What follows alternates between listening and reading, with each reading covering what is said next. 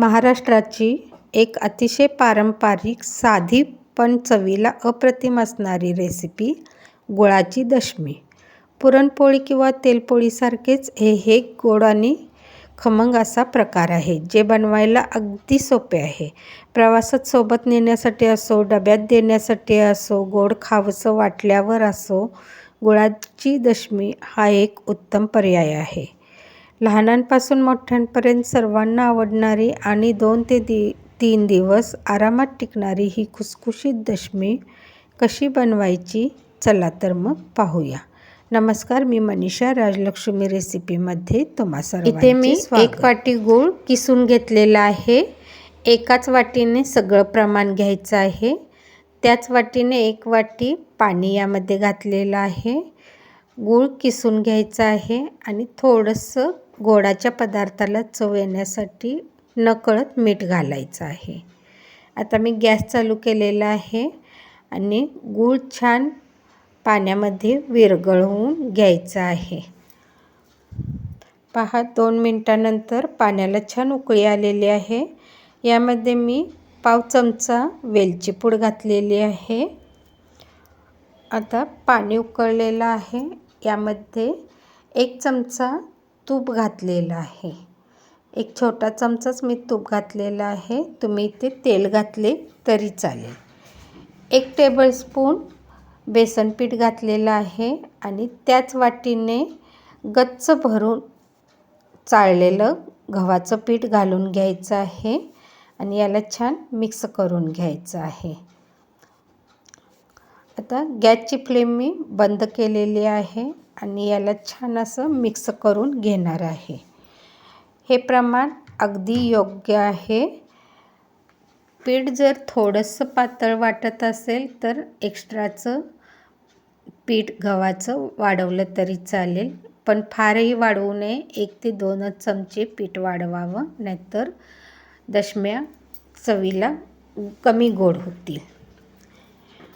आणि पीठ जर घट्ट झालं तर थोडंसं पाणी घातलं तरी चालेल, पण शक्यतो करून हे योग्यच प्रमाण आहे. आता याला छान मिक्स करून घेऊया आणि झाकण ठेवून 2 मिनटं याला वाफवून घेऊया. गॅसची फ्लेम बंदच आहे. हाताला सोसवेल इतपत झालं की मिश्रण मी एका परातीमध्ये काढून घेतलेलं आहे आणि सगळं मिश्रण मी यामध्ये काढून घेतलेलं आहे आणि हाताला तूप चोळून हे मिश्रण छान मळून घ्यायचं आहे. अगदी मळून घ्यायचं आहे, कारण गुळामुळं लाटताना कडा चिरल्या जातात. म्हणून छान 5 मिनटं याला अगदी मऊसूत असं मळून घ्यायचं आहे, ज्यामुळं लाटताना कडेनं चिरा पडणार नाही. पहा किती छान मळून झालेलं आहे. आता याला 10 मिनटासाठी रेस्टला ठेवून देऊया. 10 मिनटानंतर पुन्हा याला छान मळून घ्यायचं आहे आणि याचे समप्रमाणात गोळे तयार करून घ्यायचे आहेत. एवढ्या मिश्रणात माझे मोठ्या लिंबा एवढे 7 गोळे तयार झालेले आहेत. तर यातील एक गोळा घेऊन मी आपण घडीची पोळी जशी लाटतो तसं प्रथम छोटा गोल लाटून घेणार आहे आणि याला तूप लावून आतमध्ये घेणार आहे.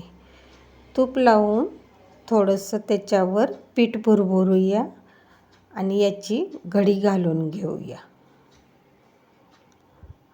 आपण जसं घडीची पोळी लाटतो तसं याला आता लाटून घ्यायचं आहे.